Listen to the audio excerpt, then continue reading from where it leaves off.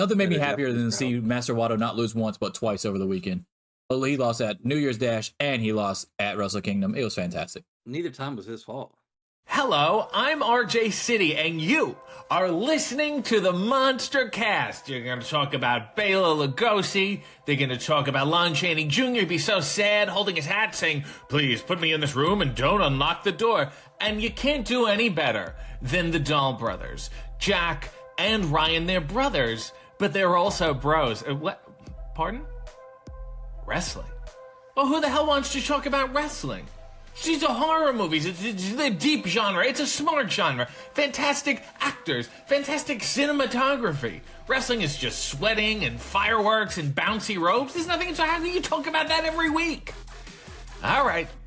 Let's see them try. Take it away, you crazy dolls. You. Jesus fuck my fucking ass. What the fuck? Please shut up. No. Master Wato is a shut champion. Up. You're gonna put some Stop respect on his fucking name saying now. Master Wato on this fucking show. IWGP Junior Heavyweight Co-Champion. What's up, you guys? Sean Ross Apple Fightful here. You're watching the MonsterCast with Jack and Ryan. A big shout out to those fellas. Good people. Check them out.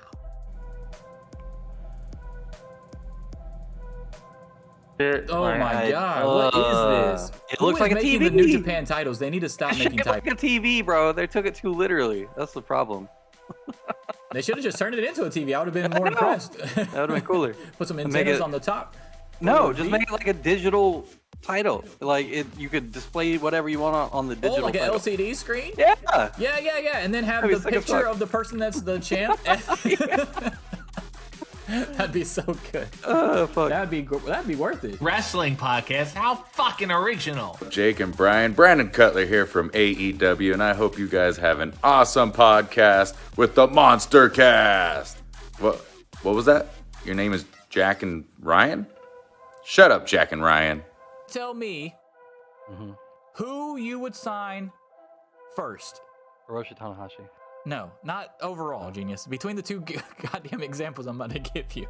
Master Wato. Killer Cross or Dominic Dijakovic, who are you signing first? Killer Cross, 100%. What the fuck? Absolutely. Wrong! That answer is wrong. I would. Oh Killer my god. You don't know shit! Your opinions suck! I guess I mean, you're welcome. Fuck, See, I'll boo it. I don't think I've ever said boo. I will. That's so stupid. I'll do it. Boo! Boo! You don't actually say the word because that's why it sounds weird. You gotta, it's like more like a note. Boo! You don't fucking actually say boo. Boo! Boo! Boo! Boo! You don't turn it into a fucking chant. You actually have to. I will. I'm gonna do that at Forbidden Doors. You start a boo chant. Boo! Boo! Boo! Boo! Boo! Boo!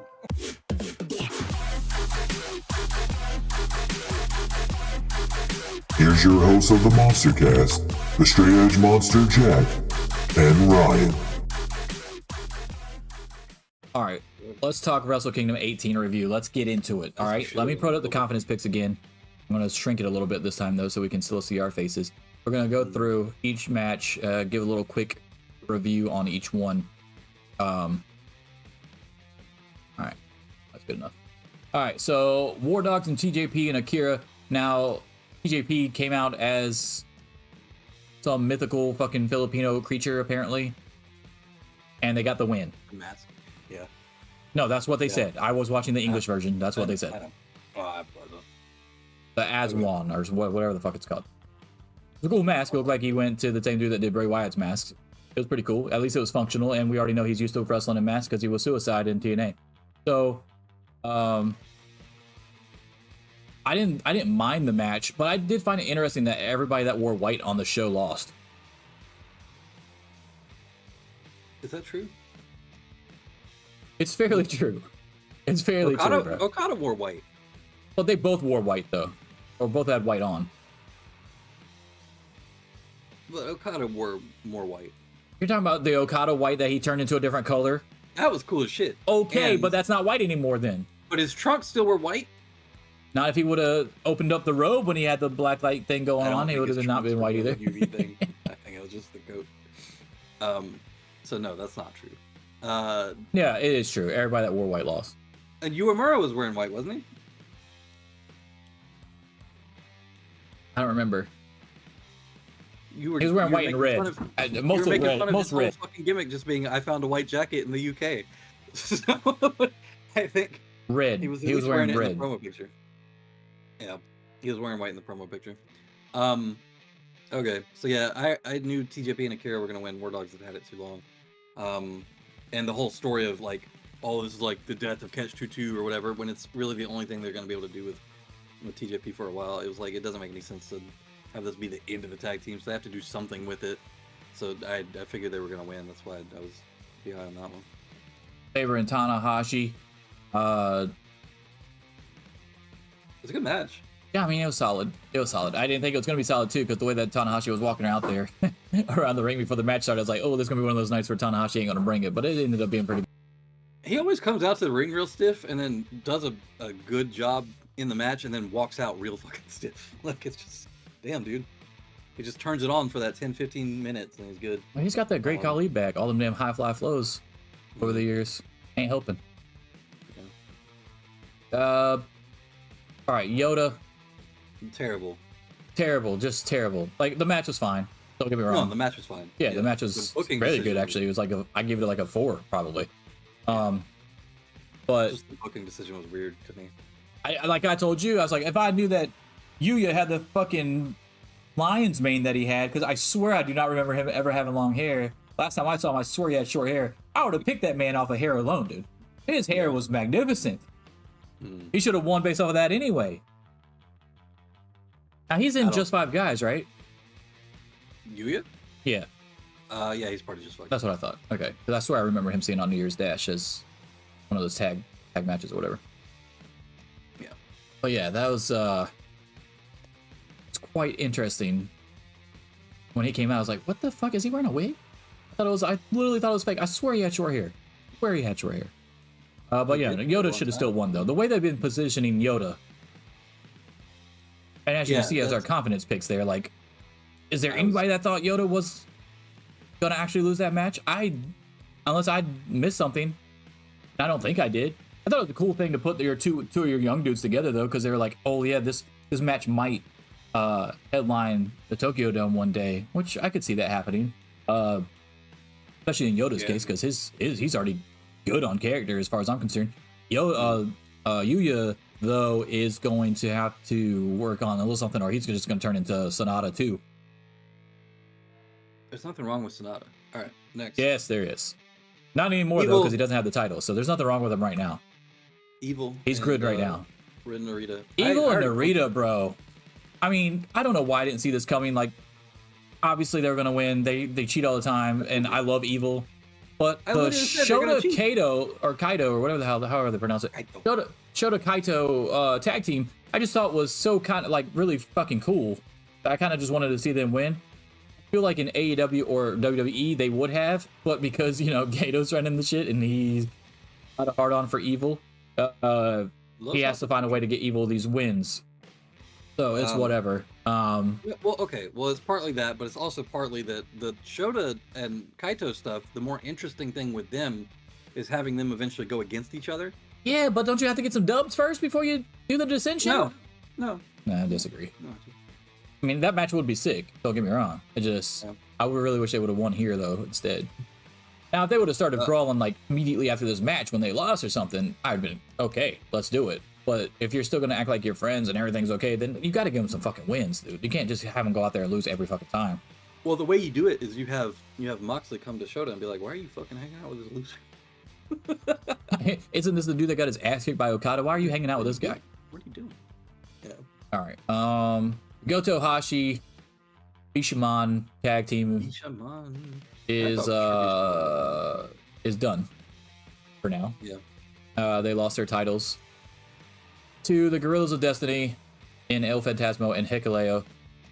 This was a shocking one to me, especially because this is the one where Nick Nemeth and Ryan Nemeth came out during this match or whatever. And I thought it's because, you know, they were going to do tag team title stuff. And I was like, okay, that would make sense. And then you find out why the fuck is Ryan Nemeth even there, because he started a fucking problem with David Finlay instead. Yeah. Again, like on this one, we had the same confidence pick on that one, actually, weirdly enough. I don't know. I thought they were going to keep Bishamon going for a little bit longer, because I don't know what you do with Yoshihashi when he's not in Bishamon. I honestly didn't know both sets of titles were on the line. That's why I went so low on the confidence. Well, I did. I just didn't think that they would put the real titles on LP and fucking Hikuleo. Yeah, that's what I'm saying. Like, if it was just for the New Japan Strong titles, it would have made sense for El Phantasmo and Hikuleo to win. I would have been okay with that. Like, that's not that big of a deal. But to put the actual New Japan titles on the line too, or IWGP titles, I love LP. Like, but it just I don't know what they're doing like with him right now. Why is he not in the fucking junior heavyweight division winning the fucking title? It's the same fucking three dudes that they have. Yeah, it really is the same three dudes. It's Ishimori. Ishimori, yeah. Yeah, it's Ishimori, Takahashi, and fucking Desperado. Yeah, I know. It's been like that for 4 years. Like, what the fuck is going on? Can we get El Phantasmo in that bitch, please? Well, Dookie was there for like 2 seconds. But yeah, or Dookie, as they make sure to overpronounce it, so it doesn't sound like Dookie. Well, Kevin Kelly used to call him Doki. Okie dokie. I used to love Kevin Kelly on New Japan. Dookie. Not that these other guys weren't terrible, but the English dude, I liked him better in the color role type deal, the Mike Tenay role, where he was like the dude with all the information type deal. Now he was like the main guy. After the first 2 matches, so I couldn't tell you. Rocky Romero was on the call this time too. All right, so Takahashi and El Desperado won. Which is fine. I mean, we both picked Takahashi, but I think having Desperado win is fine. It's whatever. I mean, Takahashi had it for over like a year, right? So I mean, it's whatever. You gotta pass it around the 3 guys, so it is what it is. You only got fucking 3 dudes in the division, and if they're holding it for a year, maybe it doesn't look as bad, I guess. I don't know. Like, it doesn't look as shallow as a division as it is. If you let the dudes hold it for a year.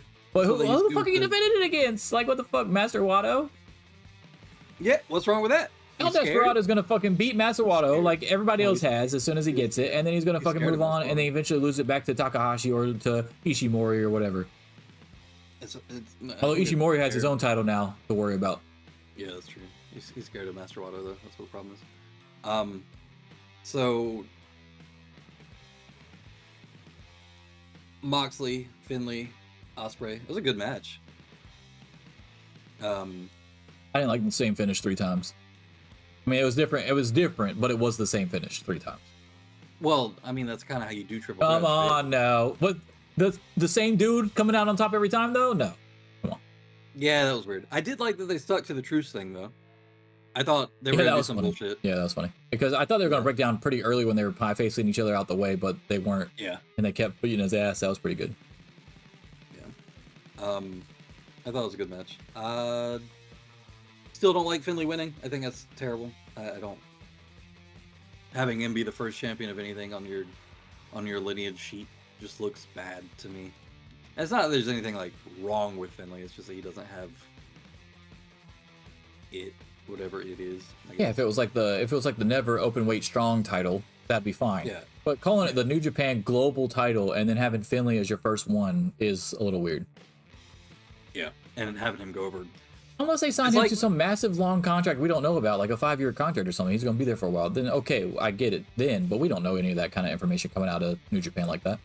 It's like they're desperately trying to make him credible. So they're like, yeah, put him over 2 huge. Because they've lost all the other Gaijin. They've literally lost all their Gaijin except for him. Yeah, it's kind of, well, that's not true. They still have LP. Yeah, but in a heavyweight role is what I'm saying. Hikuleo's a Gaijin. They're not putting any fucking huge singles title on Hikuleo. At least not right now. You know what the problem with Hikuleo is? They didn't even do it for Tama. Tama could talk. When Hikuleo talks, he sounds too nice. And no matter what he's saying, he just sounds so friendly. He never comes off like he's being mean. We're not even that far removed, but I really miss what are the Killer Death Squad or whatever the fuck they were? Killer Elite Squad, KES. Killer Elite Squad, yeah. I miss them.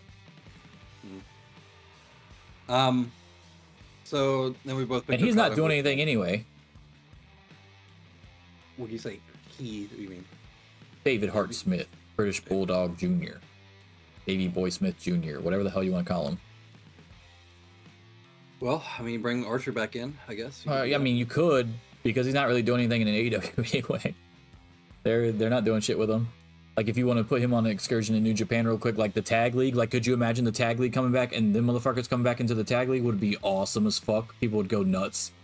Pretty fun to be on an excursion. That would be so fucking cool for the 45, World Tag League whatever. if they came back.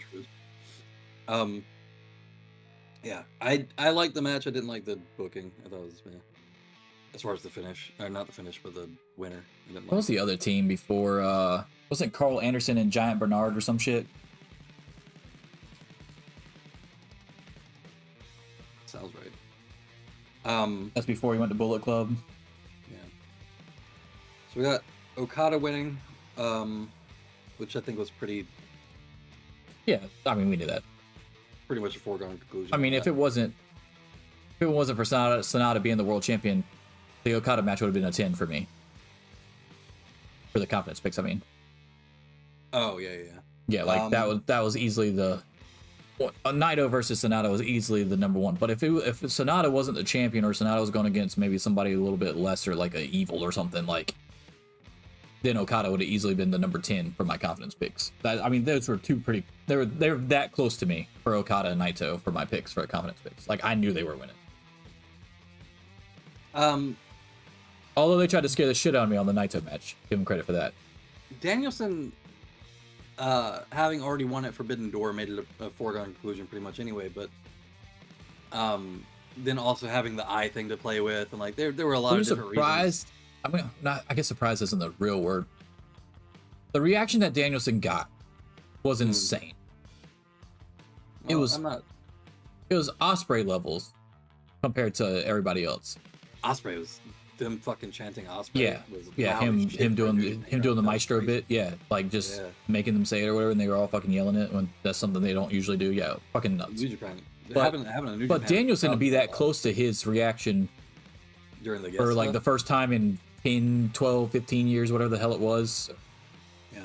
was pretty I mean, insane too. it does show that there's a big non-New Japan wrestling market there, I guess, because they've got to be paying attention to WWE a lot to be that into him too. And also, you know, when Ziggler showed up, everybody knew who he was too. So it's When are we gonna get to like?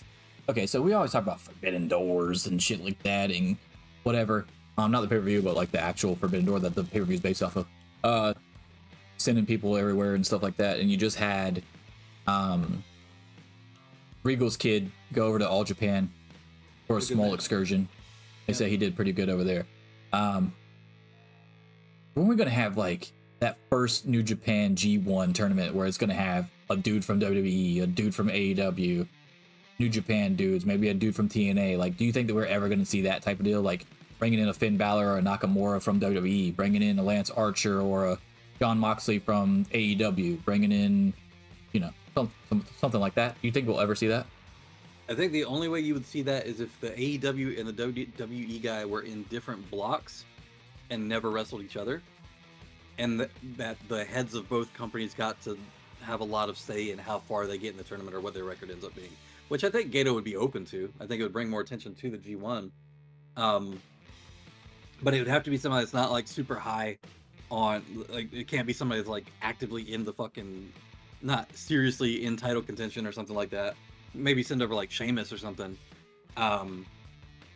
And even then, like, it would be, he can't lose to whoever the AEW guy is, because there's a whole United States competition kind of mindset about that. But no, I think it's possible. You would just have to put them in different blocks. It'd be cool to see. Like, I think it would help US fans like try to stay more focused. Like, okay, so the G1 is very hard to keep up with for American fans because of how often they wrestle, and it's all throughout the week and shit. So you'd have to stay up till 2 in the morning, 3 in the morning if you want to watch it live. Like actually watch it. Yeah.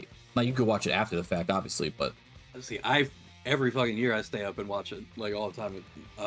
Because I work night shifts anyway, so I get off at like 11 p.m. and then it starts usually around like 1:30 in the morning, 2 o'clock in the morning. So I pretty much through the whole June, July, whenever it's airing, I watch the whole thing. But yeah, no, I could definitely see that being an issue for most American audiences. There's something I want to throw out there right quick. I thought it was interesting. Let's talk about grades for Wrestle Kingdom 18. If we miss our last grades of 2023, we both gave World's End a B-. Yeah. So comparatively speaking, do you think this is around the B- scale? Or I'm like more inclined to go B+. The Okada Danielson match is a 5-star match. Yeah, the Yoda and Yuya match was a 4-star match to me. The Shingo and Tama match out-delivered more than I thought it was going to be. Shingo's just good. Takahashi knows, but Desperado was really fucking good. You just said that you enjoyed the 3-way. That's already more stuff than I think we liked about World's End, match-wise. Yeah, but it's just the same number of matches too, by the way. The booking on these same things, like having Shingo. Yeah, those lose, question of booking choices for sure. No, I agree with that. Yes. Lose. Like I think that if you compare the wrestling quality, obviously, to World's End, I think this was better. How do I feel about the booking?